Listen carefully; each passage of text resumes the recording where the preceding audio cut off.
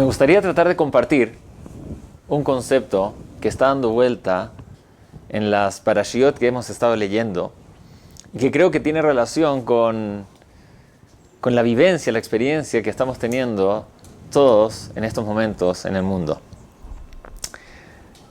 Recién la semana pasada comenzamos un nuevo libro de la Torá, el libro de Vaikra, el tercer libro de la Torá, y en ese libro nosotros decimos y escuchamos cómo Dios llama a Moshe para hablar con él.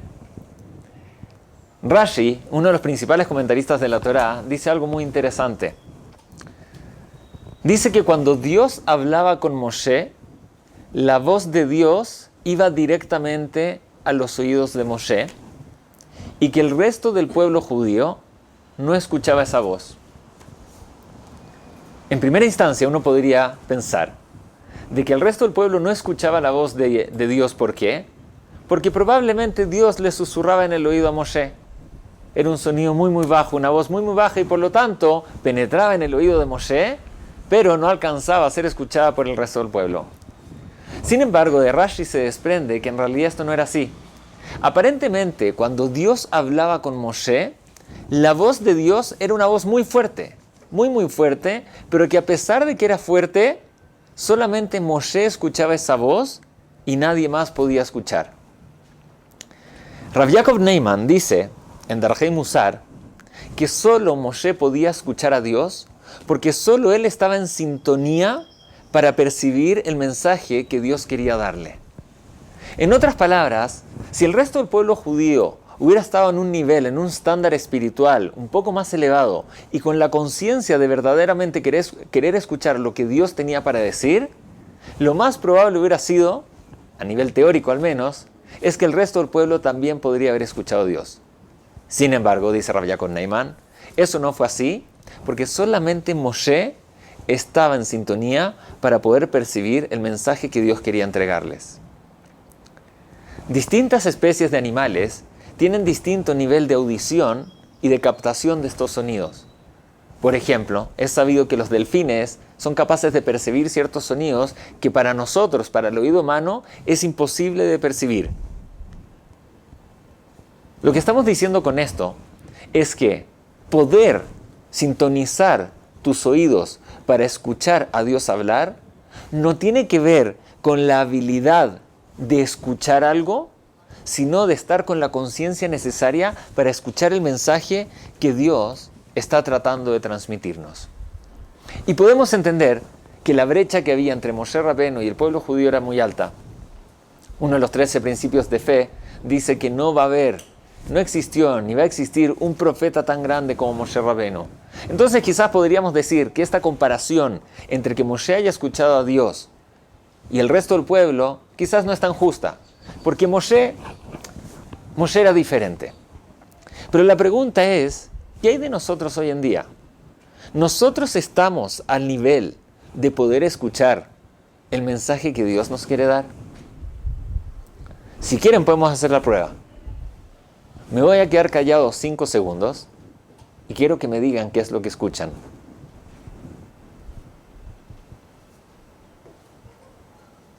¿Alguien escuchó a Dios hablar? ¿Alguien escuchó algún mensaje en particular que se les está dando? Tener la habilidad de escuchar no significa que realmente el mensaje que se nos quiere transmitir va a llegar realmente a nosotros. Hay personas que pueden escuchar cosas, pero hay una cosa que es escuchar y otra cosa es realmente escuchar. Una persona puede ver algo y otra cosa distinta es realmente hacer que aquello que tú ves penetre en tu ser y te transforme de alguna forma. Hace 2 años atrás, me acuerdo que iba en mi coche cerca de mi casa y de repente veo que hay mucho tráfico producto de un accidente muy grande que hubo. Y uno de los coches que chocó se había volteado y estaba en la mitad de la calle, dado vuelta. Y cuando me voy acercando con mi coche para pasar por ahí para ver el accidente, no para llegar a donde iba, pero tenía que ver el accidente, me doy cuenta que la persona que había chocado era una persona de la comunidad, alguien que yo más o menos conocía. Entonces obviamente bajé la ventana, le pregunté si estaba bien y aparentemente estaba muy bien, se veía bien a pesar que el auto realmente se destrozó, pero la persona se veía muy bien. Y le dije, ¿seguro? ¿No necesitas nada? Me dice, no, está todo bien, está perfecto. Y le pregunté rápidamente, ¿qué pasó? ¿Qué pasó? ¿Qué es lo que él me dice? Que la verdad me reconoció que iba manejando, iba con el teléfono en la mano texteando, mandando un mensaje de texto, y en eso no se dio cuenta que estaba cruzando otro auto, y en tratar de evadir el choque, su carro se dio vuelta, su coche se dio vuelta, y realmente quedó, en vísperas de Pesaj, quedó hecho jaroset su coche. Lo fuerte de la historia es que él me dijo a mí que la razón del choque fue porque él iba texteando con su teléfono mientras manejaba. Uno podría pensar que cuando está en una situación así y ve cómo tu coche puede terminar producto de estar mandando un mensaje de texto, sin pensar siquiera que él podría haber fallecido en un accidente de esa magnitud, nos llevaría a nosotros a tener un cambio absoluto de actitud cuando se trata de manejar y usar el teléfono. ¿Quieren que les reconozca algo? 5 minutos después del accidente, yo me veía manejando, contestando llamadas telefónicas, respondiendo emails o mandando mensajes de texto de cosas muy, muy importantes, según yo, que tenía que responder en el minuto. Una cosa es ver algo y otra cosa es realmente ver algo. Dios está constantemente comunicándonos cosas a todos los seres humanos. La pregunta es si nosotros tenemos la habilidad de que esa comunicación nos llegue, entendamos el mensaje, pero incluso más importante entenderlo, es que ese mensaje penetre dentro de nuestro ser y cambie la forma en que entendemos el mundo y cómo nos comportamos en el mundo. Rav Eliyahu Lopian dice de que el nivel de emuná de una persona, el nivel de fe de una persona, no se mide por cómo la persona le pide a Dios en tiempos de necesidad, sino más bien con la intensidad de las alabanzas que esta persona da cuando el momento de crisis ya pasó. Miren qué interesante.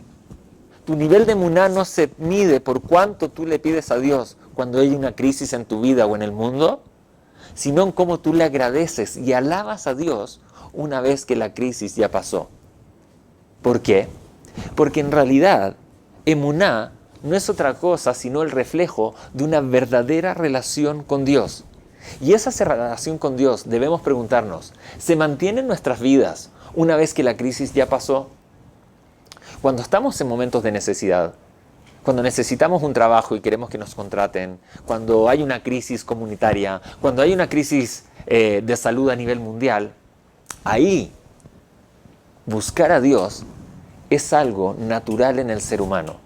Cuando vemos que las cosas se escapan de nuestro control, la reacción natural del ser humano es entregarse a Dios y pedirle que por favor nos ayude a salir de esta crisis. La pregunta es, una vez que la crisis ya pasó, ¿cómo se mantiene tu relación con Dios? ¿Sigue existiendo? ¿Eres capaz de agradecerle por haberte sacado de esa situación?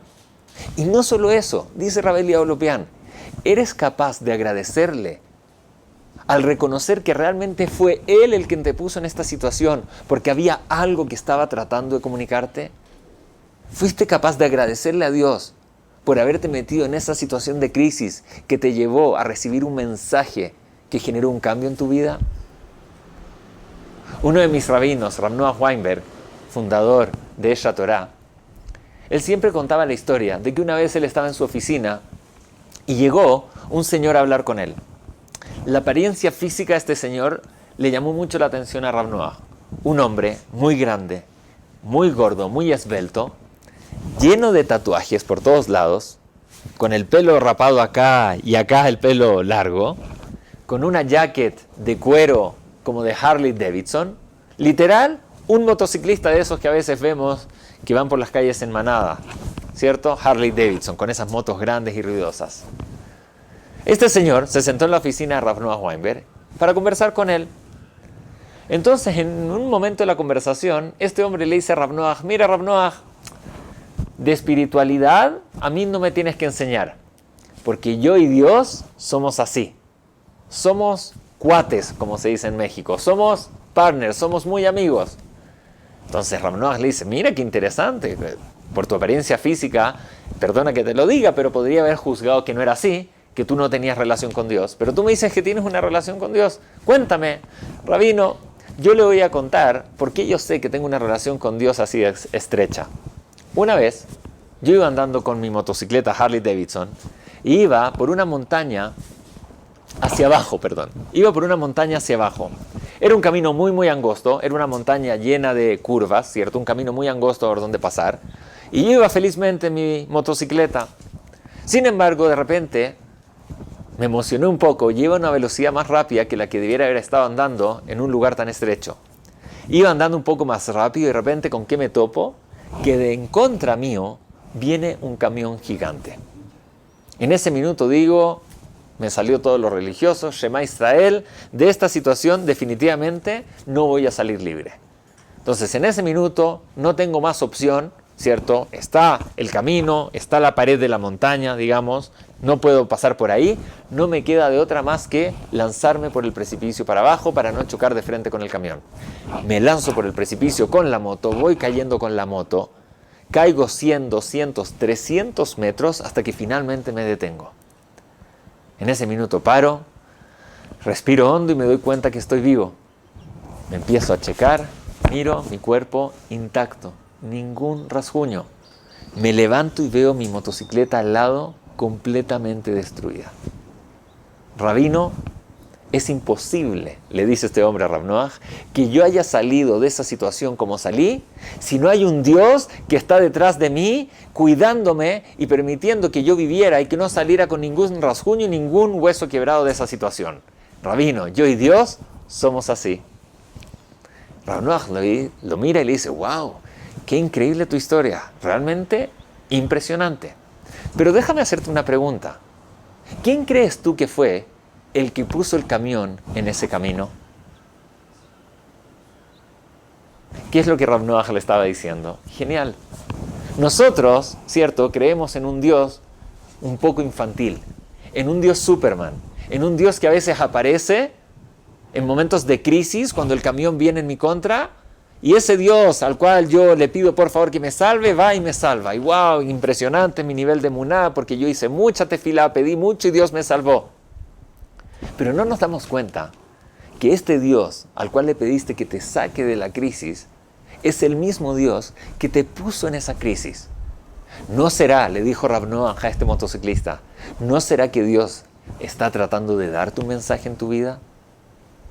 ¿Cuál es el mensaje que te está dando? No lo sé. Eso es responsabilidad de cada uno de nosotros, el tratar de indagar, pensar, reflexionar, hacer una introspección personal y tratar de entender cuál es el mensaje que Dios me quiere transmitir. Porque Dios nos está hablando constantemente en nuestras vidas. Quizás con este concepto podemos entender por qué Yitro, el suegro de Moshe, tuvo el mérito de que la Perashá, el capítulo de la Torá donde se entrega la Torá al pueblo judío en el Har Sinai, lleva su nombre, Parashat Yitro. ¿Por qué? Porque una persona no judía, ¿cierto?, tiene el mérito de que la Perashá, que valida la Torá entera, porque es la Perashá donde la Torá se entregó, lleva su nombre. Quizás la respuesta está de forma evidente en el pasuk, en el versículo que trae la Torá. Vaishma Yitro. E Yitro escuchó. ¿Qué fue lo que escuchó Yitro? Dicen los comentaristas. Escuchó lo que Dios hizo por el pueblo judío al sacarlos de Egipto y hacerlos cruzar el mar y que ganaran la guerra. Eso es lo que Yitro escuchó. Uno podría pensar, qué interesante, y que muchos escucharon lo que Dios hizo por el pueblo judío en Egipto y hacerlos cruzar por el mar. ¿Cuál es la diferencia entre lo que escuchó Yitro y el resto de las naciones o el resto de las personas que también escucharon ese suceso? Hay una diferencia radical. Que Yitro escuchó lo que Dios hizo por el pueblo judío y él dijo, wait, un momento, mi vida no puede seguir igual sabiendo lo que Dios hace por este pueblo en un momento de crisis. No puede ser que haya un Dios que se reveló en el mundo, hizo jaroset, como decimos, a los mitzrim, a los egipcios, los salvó y los hizo cruzar el mar, y yo seguir con mi vida exactamente igual, sin tratar de apegarme a ese Dios? Imposible.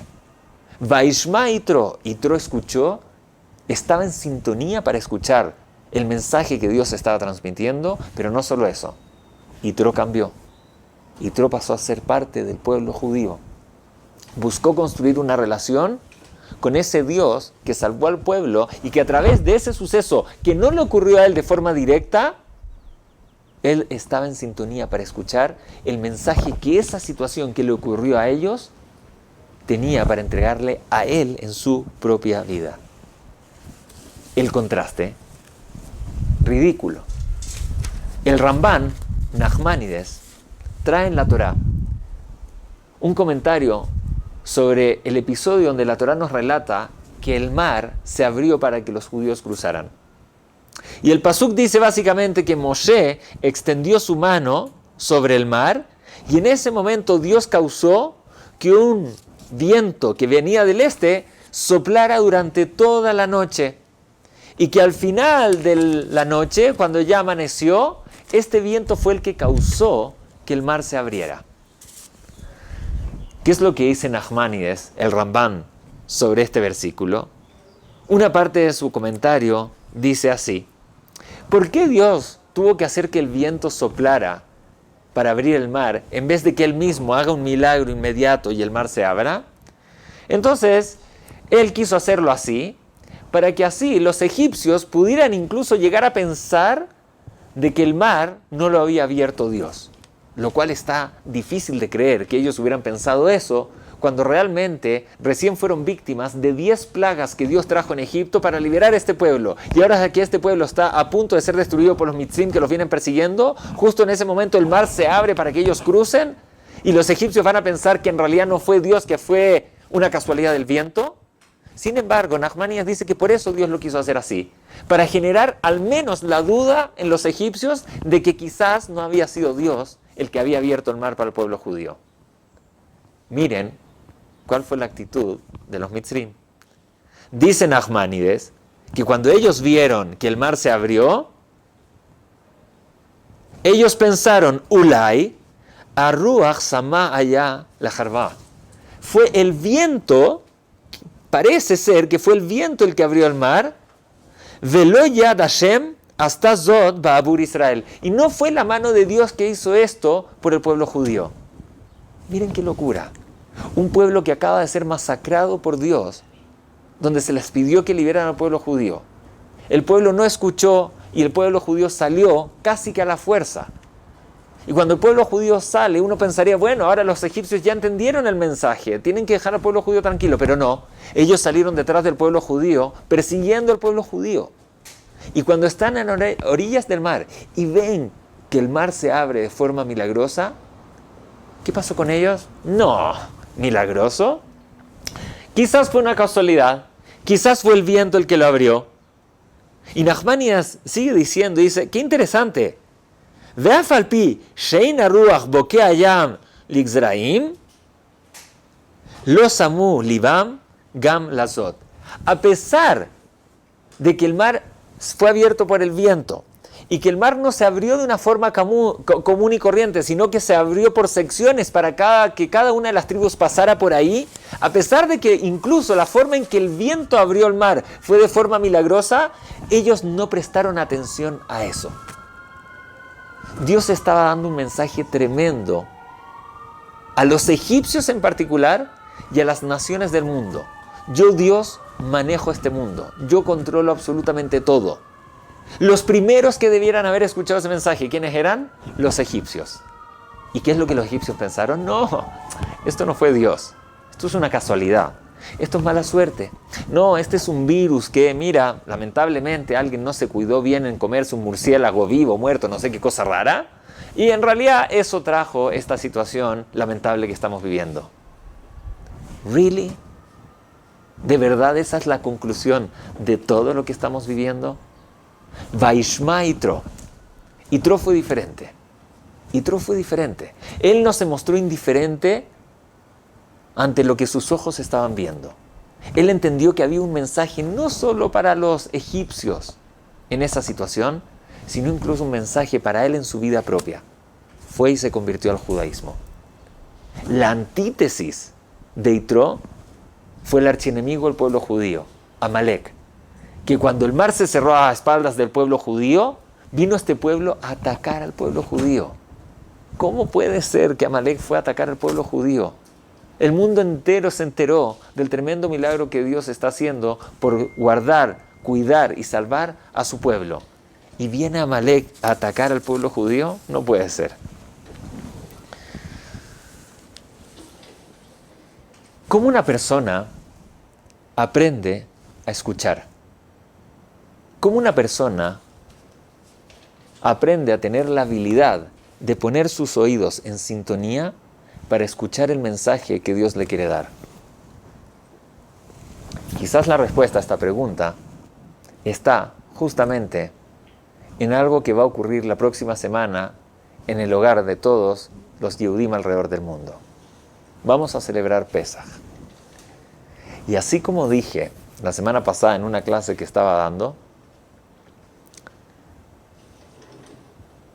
durante la Agadá vamos a decir algo que quizás para algunos es un poco pintoresco o incluso infantil, pero que realmente lleva escondido la clave para responder a la pregunta que estoy planteando. ¿Cómo lograr que una persona esté en sintonía y ser capaz de percibir los mensajes que Dios quiere entregarle en su vida? La respuesta, ¿cuál es? Manishtana. ¿Por qué digo que es algo pintoresco y casi infantil? Porque normalmente, cuando en el hogar judío cantamos Manishtana, la mayoría de las personas está enfocada en ¿qué? En ver cómo el menor de la casa, el bebé, el niñito, va a cantar la canción y no se va a equivocar y todos la vamos a cantar juntos y vamos a aplaudir. Manishtana, ¿qué es? Es una canción, pero en verdad no es una canción. Son preguntas. Son preguntas que una persona que está atenta a ver lo que está ocurriendo esa noche en su mesa, donde normalmente come, no tiene más opción que preguntar. Cuando yo veo la mesa de mi casa, en la cual como todos los días ahí, y que ahora está funcionando de una forma extraña, donde las cosas no siguen el orden aparente y regular en nuestra vida, donde primero lavamos las manos y no dijimos brajá, y no vamos a comer pan, y nos vamos a reclinar para comer, y en vez de que haya jalá, va a haber una matzá, y van a haber 4 copas de vino. Cuando tú empiezas a ver que alrededor tuyo las cosas aparentemente no siguen un orden natural o cotidiano, tu reacción natural ante esa situación debiera ser preguntar: Manishtana, ¿qué pasó acá? ¿Por qué las cosas no están funcionando igual? ¿Por qué a pesar de que busco y busco a mis hijos, por alguna razón mis hijos no me dan atención y no quieren estar conmigo? ¿Qué pasó? Yo pensé que era un padre presente, yo pensé que era un padre que mis hijos querían estar con él. Quizás en la situación en la que nos ha tocado vivir a todos y estar encerrados en nuestras casas, nos debería llevar a hacer varias preguntas en nuestra vida. Manishtana. ¿Qué diferencia hay ahora? Todo cambió. Pero a pesar de que todo cambió, una persona puede no escuchar los mensajes. Puede ser que estés encerrado en tu casa, con tu trabajo en crisis, con el mundo cayéndose económicamente, con gente atemorizada, poder estar expuesta a contraer un virus. Te asomas por la ventana de tu casa y a las pocas personas que ves están con mascarillas y con guantes y vueltos locos tratando de comprar alcohol y gel por si llegaron a tocar una cosa que puede haber sido tocada por alguien hace 7 horas, porque después de 7 horas todavía la cosa que... ¿Ves todas esas cosas y no preguntas? Manishtana, ¿qué pasó acá? ¿Cuál es el mensaje que yo debiera tratar de sacar de esta situación? Porque las cosas no se ven aparentemente normales. Los egipcios vieron el mar abrirse ante sus ojos y dijeron: no, Dios, no, esto no tiene que ver con Dios. Sopló el viento. ¿Virus? ¿Mensaje detrás de esta situación? No, si esto no entendiste, te voy a explicar. Había un chino que en un mercadito se comió un murciélago y parece que no lo hirvió bien. Entonces, como no lo hirvió bien, entonces ahora todo... ¿Really? Déjenme decirles algo. Una vez escuché una pregunta muy buena. El pueblo judío se llama Am Israel, o nos llamamos Bené Jacob, hijos de Jacob. Nosotros tenemos 3 patriarcas, Abraham, Isaac y Jacob. Jacob posteriormente pasó a llamarse Israel. Y una vez escuché que un rab hizo una pregunta que nunca me había venido a la mente. ¿Por qué nosotros somos llamados Bené Israel, hijos de Israel, que representa a Jacob? ¿Por qué no somos llamados Bené Abraham, Bené Isaac? Nosotros somos Bené Israel, somos hijos de Jacob. Eso significa que hubo algo en particular que Jacob tenía que quizás ni Abraham ni Isaac, los otros patriarcas, tenían. ¿Qué particularidad hay en Jacob o qué ocurrió en su vida de la cual se desprende nuestros genes espirituales por los cuales nosotros somos llamados en su nombre? En la Perashá de Vayetze, Jacob se duerme. Y en ese sueño él tiene una visión de ángeles que suben y bajan escalera. Y esa visión que Jacob tiene, los sabios entienden que no solamente fue un sueño, sino que fue una experiencia espiritual, ¿cierto? Y de un crecimiento espiritual tremendo a través de adquirir nuevos niveles de claridad. Y los sabios preguntan, ¿por qué justo en ese momento es que Jacob tiene esa experiencia espiritual de crecimiento? Y los sabios dicen, es extraño, porque Jacob se acostó a dormir en la mitad de la nada, está en la mitad de un camino. Va escapando de su hermano Esab, ¿cierto? Que tiene miedo de que lo va a perseguir por haberle quitado la primogenitura, ¿cierto?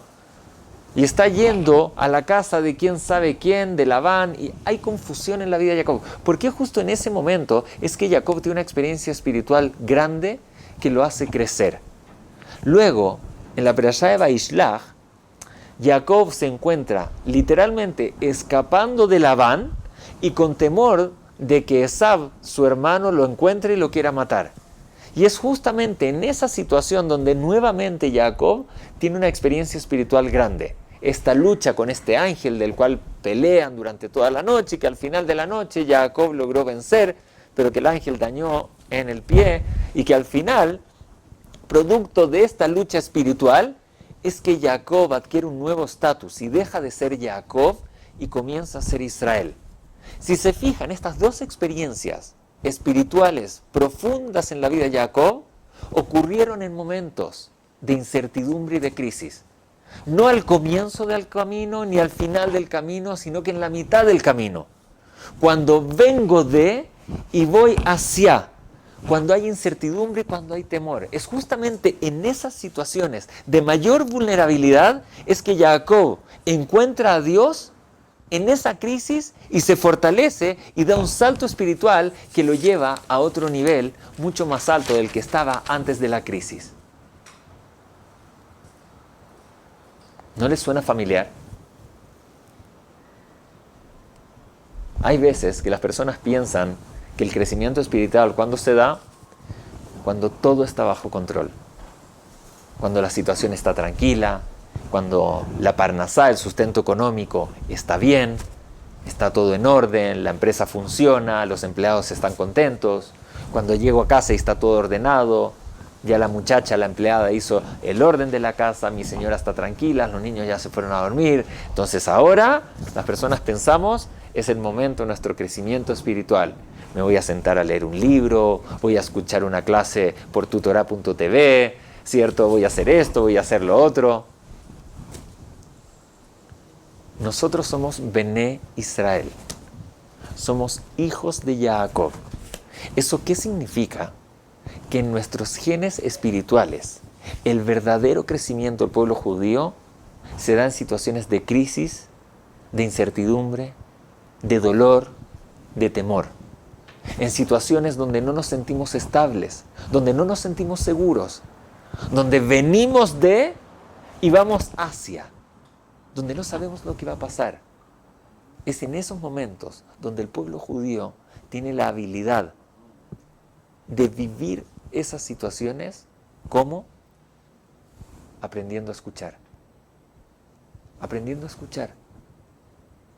He escuchado y he recibido montones de videos de rabinos, no rabinos, de derecha, de izquierda, religioso, no religioso, con musiquita, sin musiquita, explicando absolutamente todo lo que está pasando, pero también diciéndome a mí cuál debe ser nuestro trabajo espiritual de este momento.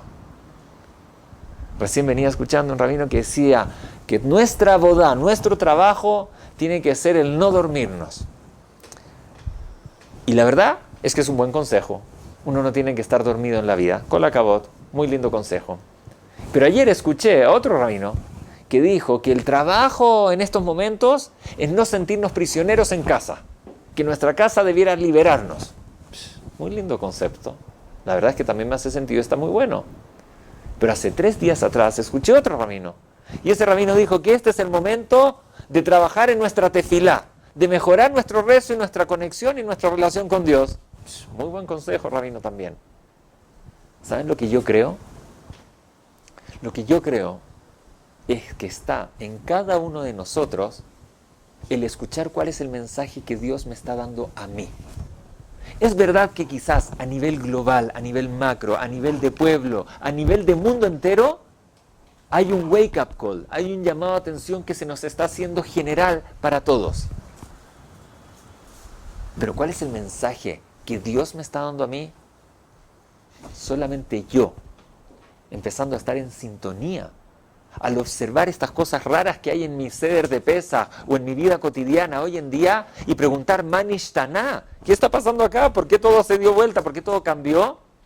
¿Por qué ahora estoy incómodo con esto y no tan contento con esto otro y con incertidumbre en esto? A través de preguntar sobre esas cosas, es que cada uno de nosotros tiene la obligación, la responsabilidad y el desafío de escuchar cuál es el mensaje que Dios me está dando, que Dios me está dando a mí en particular.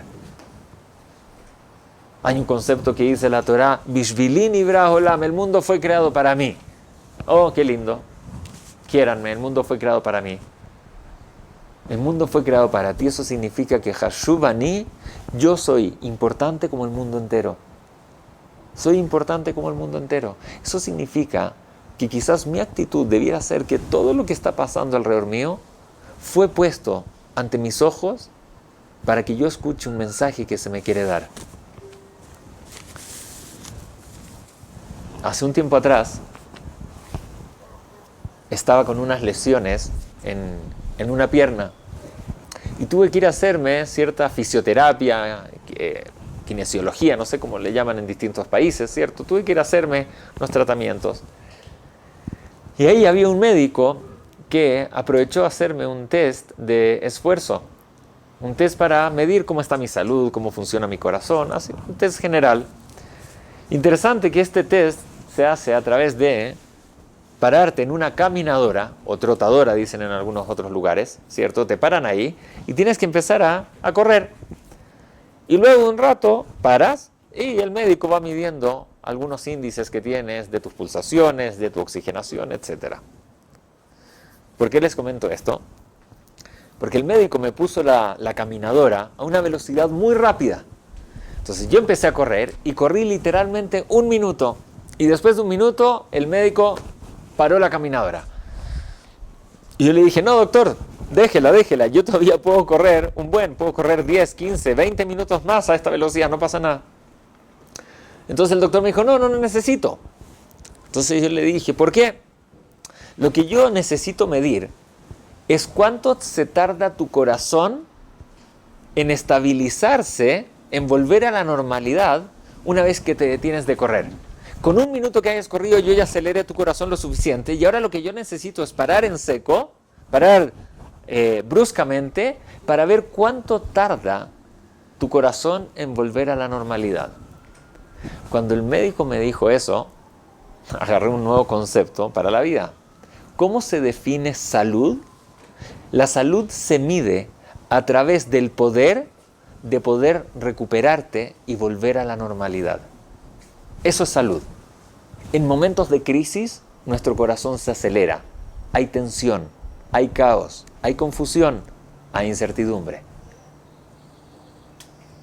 Salud, lo que Jacob Avinu nos enseña, es que es a través de ese caos, esa incertidumbre y esa confusión, es que en la medida que nosotros tengamos la habilidad de sobreponernos a esa situación, habiendo crecido producto de esa situación, es que nosotros vamos a ser personas espiritualmente sanas.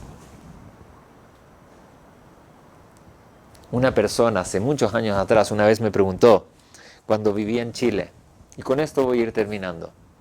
La persona me preguntó,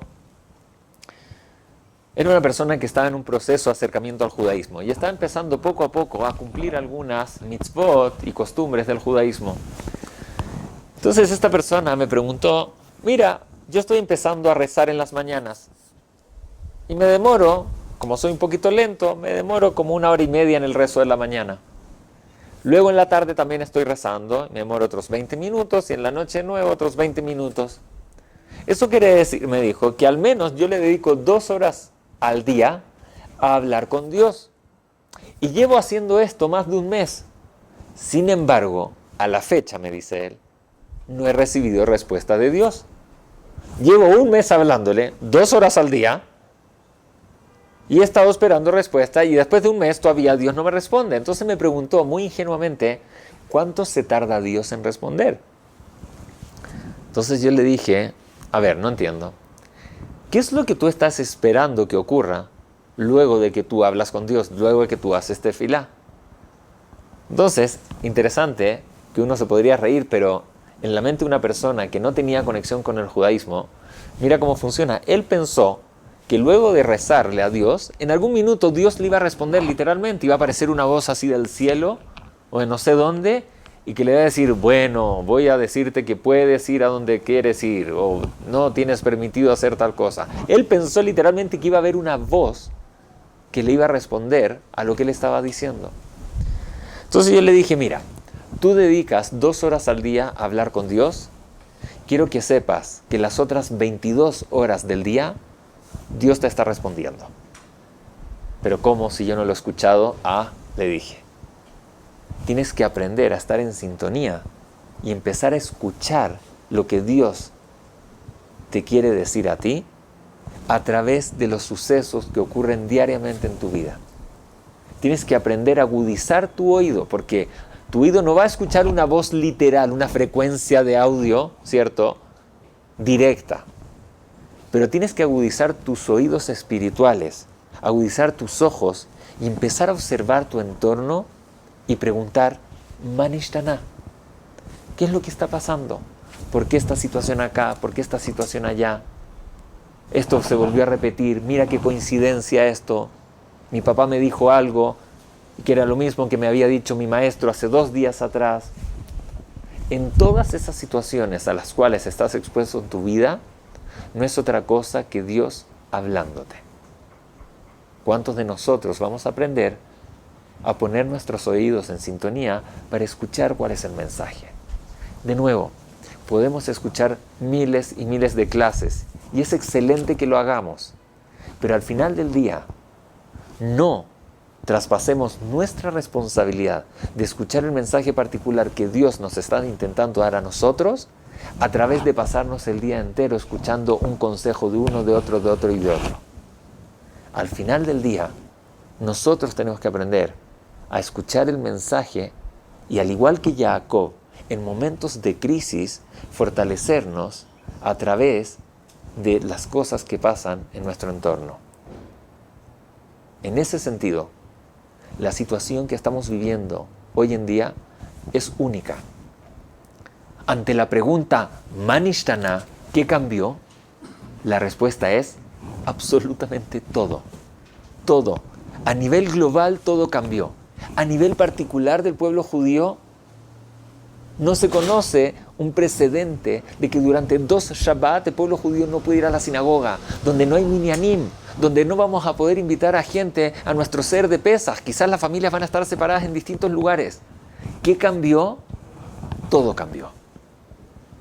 Sería una tragedia que en esta oportunidad que nos está llegando, por donde demos vuelta a la cabeza, las cosas están funcionando diferente, no aprendamos a escuchar qué es lo que Dios me está tratando de decir a mí de forma particular. Mi deseo, mi esperanza es que todos nosotros logremos salir de esta situación como Bené Jacob, fortalecidos, creciendo espiritualmente. ¿De qué forma? Está en cada uno de nosotros el poder descubrir de qué forma esta experiencia nos fortalece como individuos. Buenas tardes.